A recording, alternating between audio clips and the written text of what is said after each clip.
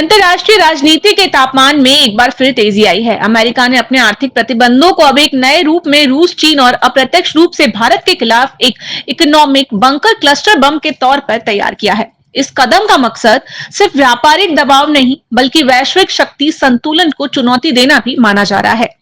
अमेरिकी संसद में पेश हुए इस बिल को दोनों प्रमुख दलों डेमोक्रेट और रिपब्लिकन का समर्थन मिला है। ये कानून उन कंपनियों और बैंकों को सीधे निशाना बनाएगा जो रूस के साथ व्यापार कर रहे हैं।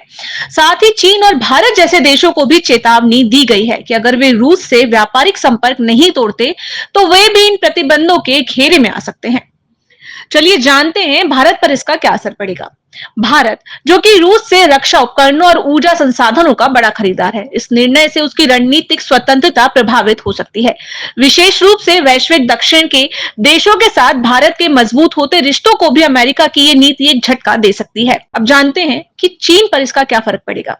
चीन पहले से ही अमेरिका के साथ व्यापार, युद्ध और टेक्नोलॉजी प्रतिबंधों में उलझा हुआ है।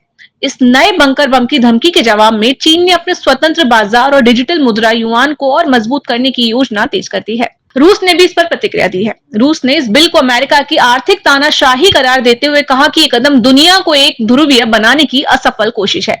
रूस अब एशियाई देशों के साथ अपने व्यापारिक समझौतों को और मजबूत करने की योजना बना रहा है। अमेरिका की नई रणनीति निश्चित ही वैश्विक व्यापार, कूटनीतिक और रक्षा समीकरणों पर व्यापक असर डालेगी। भारत, चीन और रूस को अब न केवल आर्थिक मोर्चे पर बल्कि रणनीतिक स्तर पर भी एकजुट होकर आगे बढ़ने की आवश्यकता है। क्या ये आर्थिक बंकर बम तीसरे शीत युद्ध की आहट है? समय ही बताएगा, लेकिन इतना तय है कि वैश्विक परिदृश्य में हलचल तेज हो गई है।